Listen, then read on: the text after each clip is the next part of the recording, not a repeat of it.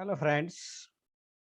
Now we'll discuss the expression for the difference between the two specific heats of a gas.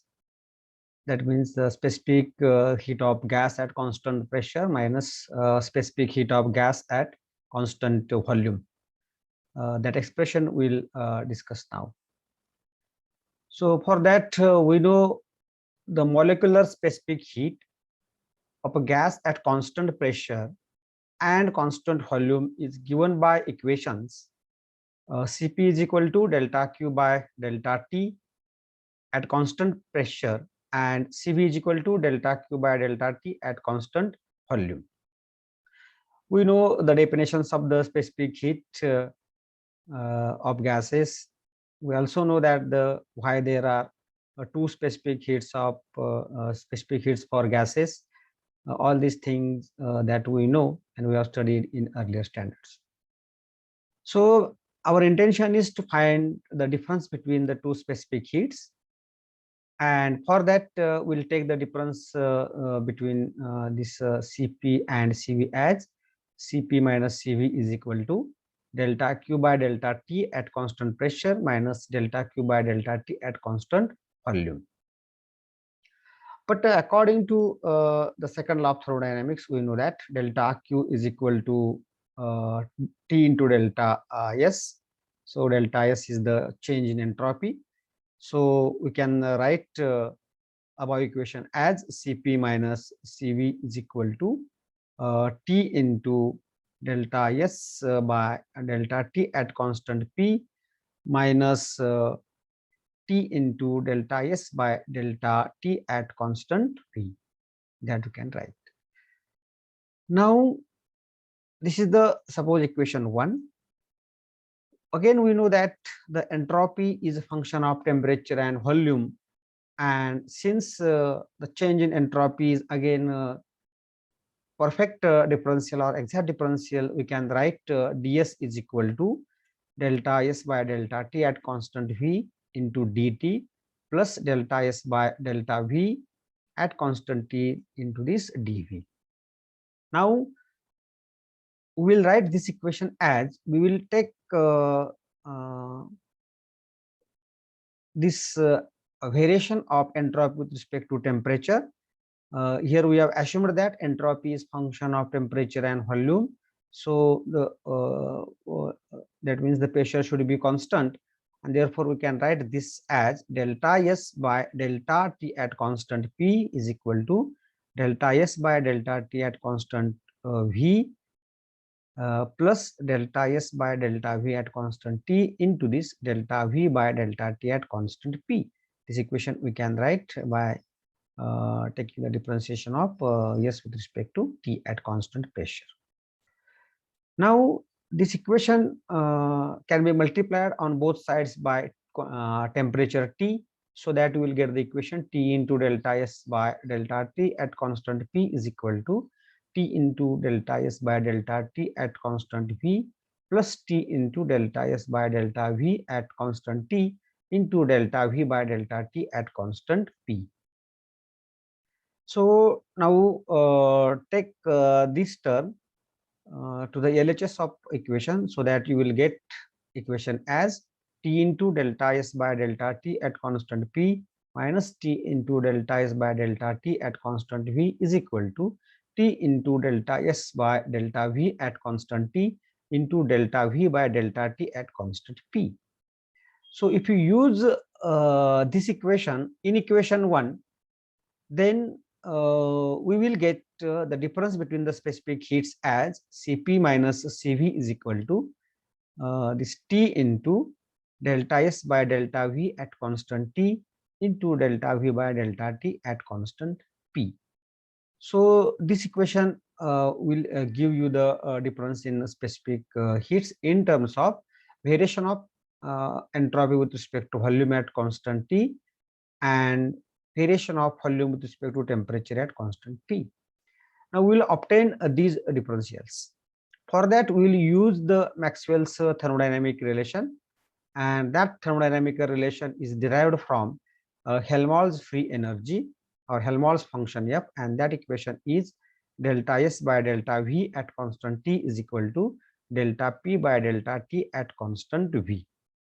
So using this thermodynamical equation or relation, in this equation we will get Cp minus Cv is equal to T into delta P by delta T at constant V into delta V by delta T at constant P. Means we have replaced the delta S by delta V at constant T by delta P by delta T at constant V, and you will get this equation as we call this equation as equation 2. Now we have to obtain the values of delta P by delta T at constant V and delta V by delta T at constant P. Now we can write the equation 2 as this equation. We can write as here. We can write, instead of this delta P by delta T at constant V, we can write this as delta P by delta V at constant T into delta V by delta T at constant P. So that equation will be Cp minus Cv is equal to T into delta P by delta V at constant T into delta V by delta T at constant P into delta V by delta T at constant P. So this will be the square term. So we can get Cp minus Cv is equal to T into delta P by delta V at constant T into delta V by delta T at constant P, and its square. So let us call this equation as equation number 3. Now we have to obtain the values of delta P by delta V and delta V by delta T. So these values can be obtained in terms of bulk modulus of elasticity of a gas and coefficient of volume expansion of a gas. So the bulk modulus of elasticity E at constant temperature is given as E is equal to minus delta P over delta V by V at constant T. So we know the definition of the bulk modulus, which is nothing but volume stress divided by volume strain. So volume strain is nothing but change in volume per unit volume. So this is the volume strain, and volume stress is nothing but the force acting per unit area, which is nothing but the change in pressure. So that's why we can write isothermal bulk modulus of elasticity is equal to minus delta P over delta V by delta V at constant T, or we can write this as minus V into, rearranging the terms, we get E is equal to minus V into delta P by delta V at constant T. Now the negative sign is because of the gas will get compressed when you increase the pressure. So increase in pressure will cause the decrease in volume. Hence there is a negative sign or significance of negative sign. So that is how one can represent the isothermal bulk modulus of elasticity. And second, coefficient of volume expansion, which is represented as alpha, is given as delta V by V over delta T at constant P. That means, suppose you have a gas, suppose at a particular temperature, and suppose the V is volume of the gas, and suppose if you increase the temperature of the gas by a small, suppose initial temperature is T, and suppose you increase the temperature by small quantity, suppose dT, then there will be the change in volume of the gas, and suppose dV is the change in volume of the gas. Then the coefficient of volume expansion is given as 1 by V into delta V by delta T at constant P. Means if you raise the temperature of a gas by a unit quantity, then the change in volume is delta V, and coefficient of volume expansion is given as 1 over V into this delta V by delta T at constant P. So that if you rearrange this term, you will get this as delta P by delta V at constant T is equal to minus E by V, which we have to use in equation number 3. And from coefficient of volume expansion alpha, you can write delta V by delta T at constant P is equal to alpha into V.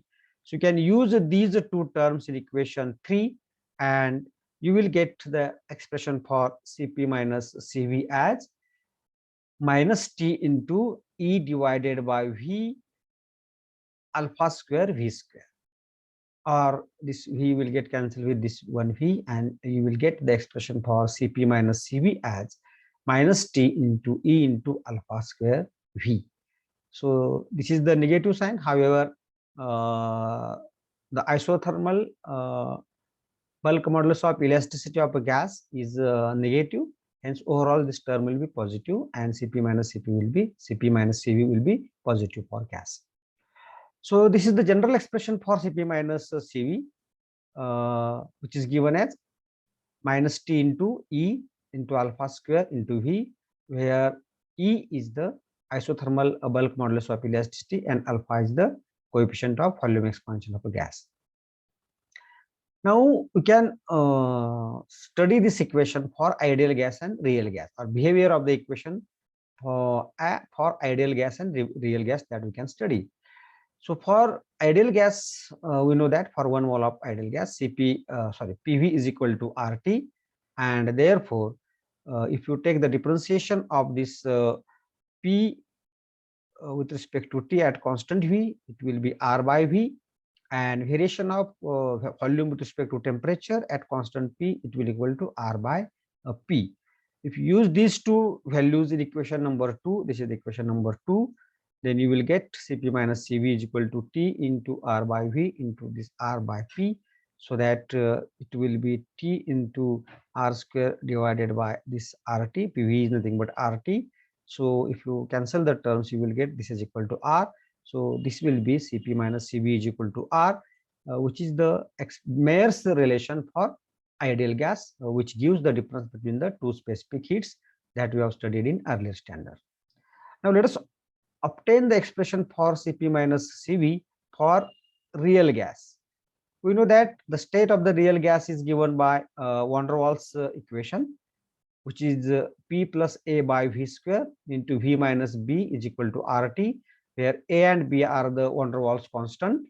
So van der Waals constant A is related to pressure correction, or constant B is related to the volume correction. So we can write this equation as P plus A by V square is equal to, take this V by V minus B to the right hand side, so that it will equal to RT divided by V minus B. Suppose this is equation number 4. Now we have to differentiate this equation with respect to T at constant volume and constant pressure. So if you differentiate equation 4 with respect to T at constant volume, you will get this differentiation as delta P by delta T at constant volume is equal to R divided by V minus B. Suppose this equation 5. And if you differentiate equation 4 with respect to T at constant pressure by assuming the pressure as constant, then we will get equation after differentiation as this 0 minus 2A by V cube into delta V by delta T at constant P is equal to minus R into T divided by V minus B square into delta V by delta T at constant P plus R divided by V minus B. By using the product rule, we can obtain this equation. Now, from these two sides, you can take delta V by delta T at constant P as a common, and you can rewrite this equation as delta V by delta T at constant P into bracket RT minus RT over V minus B square minus 2A by V cube is equal to R divided by V minus B. Take this square bracketed term to the right hand side, so that it will come into the denominator, and you will get equation as delta V by delta T at constant P is equal to R over V minus B over RT by V minus B square minus 2A by V cube. Suppose this is equation number 6. Now we can use equation 6 and equation 5 in equation 2 in order to get the expression for difference between the specific heats of real gas.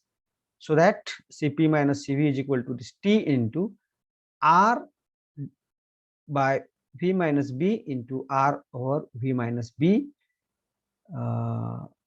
divided by RT over V minus B square minus 2A over V cube.